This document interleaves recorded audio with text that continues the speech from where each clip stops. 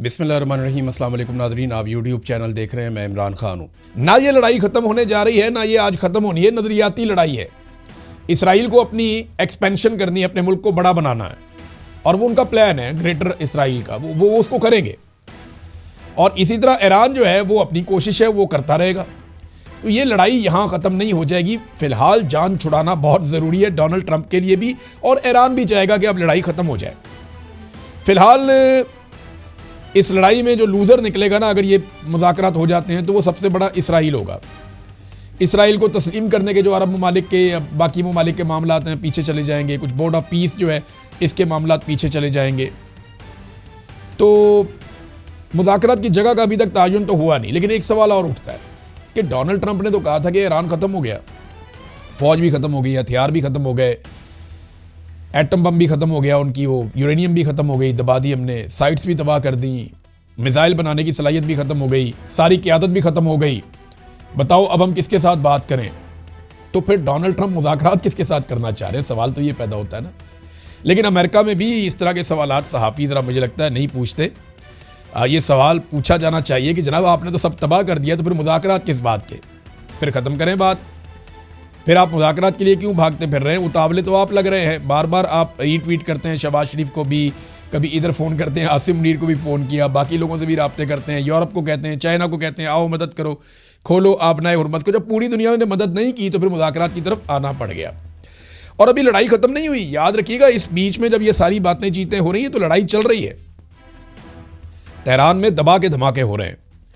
और इसके अलावा मैं आपको ये भी बता देता हूँ कि ईरान ने बाकायदा आगाह किया है IAEA को, ये एटॉमिक्स के हवाले से जो है वो आलमी इदारा है, उन्हें बताया है कि ईरान के बुशहर में एक मरतबा फिर एक बम मारा गया है और एक मरतबा फिर हमला किया गया है, और ये इंतहाई ख़तरनाक है, बहुत खौफनाक है।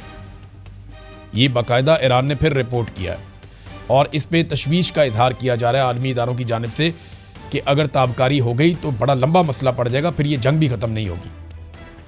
तो इसराइल ये नहीं चाहेगा कि जंग खत्म हो। अभी बड़ा मामला पड़ा हुआ है। देखें ना, अमेरिकन फौजी अभी आ रहे हैं। यहाँ मेरे पास एक रिपोर्ट है, वॉल स्ट्रीट जर्नल की रिपोर्ट के मुताबिक 82nd एयरबोर्न डिवीजन के 3000 से ज़ायद फौजियों को मशरक़ वस्ता में तैनात किया जा रहा है। इनके साथ कुछ जर्नैल भी आ रहे हैं जो एक्सपर्ट हैं लड़ाई में। तो ऐसा नहीं है कि जंग खत्म होने जा रही है। हो सकता है कि ये एक टाइम लिया जा रहा हो, क्योंकि जुमेरात तक का टाइम है। ईरान ने जवाब देना है जो मुतालबात अमेरिका ने सामने रखे, और अमेरिका ने भी जवाब देना होगा उन चीज़ों का जो ईरान की जानिब से मुतालबा की जा रही हैं। तो क्या पाकिस्तान, तुर्की, मिस्र और ओमान, ये ममालिक मिलकर कोई फेस सेविंग दिलवा सकते हैं? जब पाकिस्तान का इंतखाब क्यों किया जा रहा है, ये बड़ा इंपॉर्टेंट है। देखिए, ईरानी मिसाइल हर तरफ गए हैं, अरब के तकरीबन तमाम ममालिक में जाकर लगे हैं। पाकिस्तान एक ऐसी जगह है जहाँ पे बिल्कुल किसी किस्म का ख़तरा नहीं हो सकता अमेरिकन को, अगर वो आए तो अमेरिकन अगर पाकिस्तान में आते हैं और यहाँ पे मुज़ाकरात होते हैं तो यहाँ अमेरिकन को कोई जान का ख़तरा नहीं है। अगर किसी अरब मुल्क में वो होंगे तो उन्हें, उनके दिमाग में ये बात भी है कि उन्होंने आयतुल्लाह अली ख़ामनई को शहीद किया हुआ है, तो इसको ईरानी भूलेंगे नहीं। हो सकता है वो कोई बदला ले लें। तो ये मामला भी इनके दिमाग में है। अच्छा, एक और सवाल मोहम्मद बिन सलमान के हवाले से किया गया। डोनाल्ड ट्रंप से पूछा गया कि क्या मोहम्मद बिन सलमान आपको ईरान में कुछ चीज़ें करने के लिए ज़ोर दे रहा है? क्योंकि अमरीकी अखबारात में ये लगातार चलाया जा रहा है कि मोहम्मद बिन सलमान बार बार ये कहते हैं अमेरिका को कि अटैक जारी रखें और दबाव डालें। और ये खबरें भी दी जा रही हैं कि CNN के मुताबिक सऊदी अरब ये चाहता है कि इस जंग का इस तरह का खात्मा हो जिसमें ईरान की जो क्रूज़ मिसाइल और बैलिस्टिक मिसाइलों की सलाहियत है वो नुमायाँ तौर पर ख़त्म हो जाए। ये CNN ने रिपोर्ट किया है। अमरीकी मीडिया बार बार मोहम्मद बिन सलमान को लेकर दावे करता है, जबकि जो ज़राए सऊदी अरब के हैं वो इनकी तरदीद करते हैं। वो कहते हैं नहीं, हम जंगबंदी चाहते हैं। हमने कभी नहीं कहा कि अटैक किया जाए ईरान के ऊपर, हमने कभी नहीं कहा कि ईरान के ऊपर एक बड़ी जंग मुसल्लत की जाए, उनको तबाह बर्बाद किया जाए। ये हमसे मनसूब किया जाता है गलत स्टेटमेंट। ये सऊदी अरब कहता है, जवाब सऊदी अरब का ये आता है। लेकिन इस पर डोनाल्ड ट्रंप ने क्या जवाब दिया कि मोहम्मद बिन सलमान के राब्ते? ट्रंप ने कहा हाँ वो ऐसा कर रहा है, मेरे से राब्ते में लगातार, वो एक जंगजू है, वो हमारे साथ मिलकर लड़ रहा है, सऊदी अरब और अरब अमारात हमारे साथ है। ये दावा डोनाल्ड ट्रंप ने किया मोहम्मद बिन सलमान को लेकर। अब इस पे मोहम्मद बिन सलमान क्या रिस्पॉन्ड करते हैं, क्योंकि देखें अमरीकी मीडिया को तो जवाब दे देता है सऊदी अरब भी, पाकिस्तान भी, लेकिन अमरीकी सदर को या अमरीकी किसी वज़ीर को जवाब देना इनके बस में नहीं होता।